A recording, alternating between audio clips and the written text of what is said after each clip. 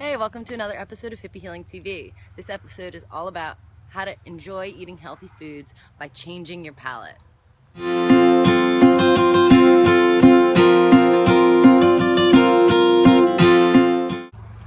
So on your tongue, there is a palette similar to a painter's palette with a variety of colors. And on your tongue's palette, it's a variety of different types of taste buds. And each section will taste different flavors. You can change the way your palate tastes foods, just like a little kid grows up and you tell your little kids your taste buds will change. Maybe you'll like it when you're older, and you've probably experienced it yourself, learning that you really enjoy a food that you really did not like as a child. But the trick is that you can actually do this for yourself. You can change your taste buds on your own and learn how to enjoy eating really healthy foods. The more you eat a certain type of food, whether it's healthy or unhealthy, you're gonna wanna eat more of that food. Say you're eating potatoes, for example. You're going out and getting French fries. They're deep fried in a whole bunch of oil and grease, covered in salt, and you eat those a couple times a week, or every day, or however much. And you're gonna wanna keep eating that greasy saltiness because that's what you've been used to, and your mind and your tongue get set on that flavor. On the other hand, for most of us, this is probably going to take longer because you're used to eating the greasy, salty in your regular life and in a lot of meals.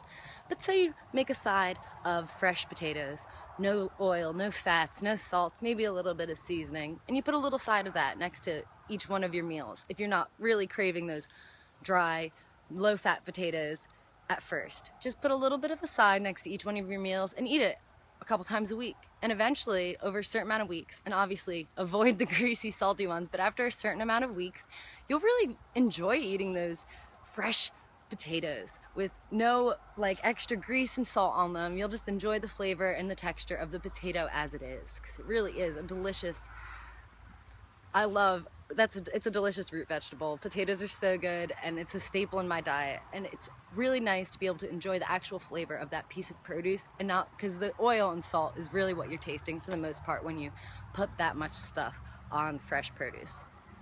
No good. Your palate changes overnight and over longer periods of time. So if you're eating certain foods throughout a week, throughout years, you're gonna obviously take a lot longer to get over those cravings because you're so used to it and it's so ingrained in you. So that's over a long period of time. You can learn to enjoy new foods. I like kale so much. I did this with kale. I used to not really enjoy it too much. It was kind of hard to eat. So I started cooking it anyway, throwing just very little bits. I'd cut it up really small. I would cook it really heavily and throw it into my meals.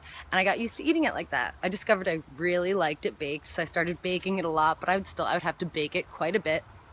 And then I baked it a little bit less. And now I'm having huge sides of just kale, without anything else in it, not even cooked that much, and I love it. I crave kale, and I never thought that was gonna happen. So it can happen for you too.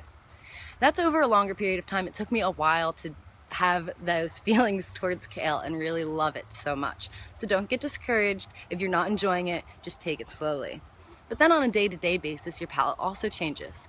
First thing in the morning, if you're gonna wake up and eat fresh fruit, the rest of your day is probably gonna go pretty good because your palate is set on that fresh, whole foods.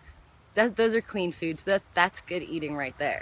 But say you wake up and you have something like, high in fat, really bad for you. For example, this morning I went to the diner with my boyfriend because he really wanted to go out to eat there. And I'm not going to restrict myself from having fun and having a social life and doing things that I want to do.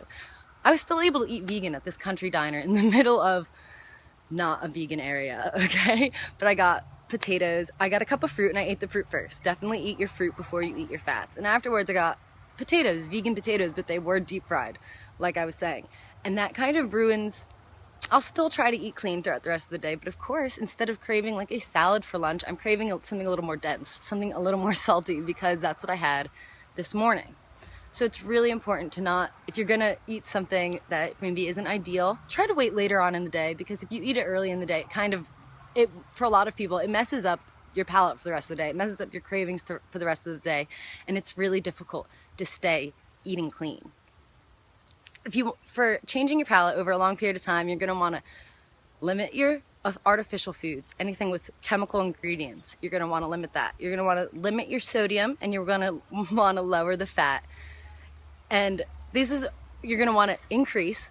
As you lower those foods, you're obviously gonna need to be eating more foods. Increase your whole foods. Start eating whole grains, low-fat potatoes, and just crowd out the bad stuff with the good stuff. Go at your own rate, but just keep moving forward, and you'll notice the difference. It might take a few weeks to a month, but you'll notice the difference, and it's awesome to be able to actually enjoy eating healthy and not forcing yourself to eat these things, because who wants to eat a whole bowl of something and just like force every bite instead of like craving, licking the bottom, you know? I love food.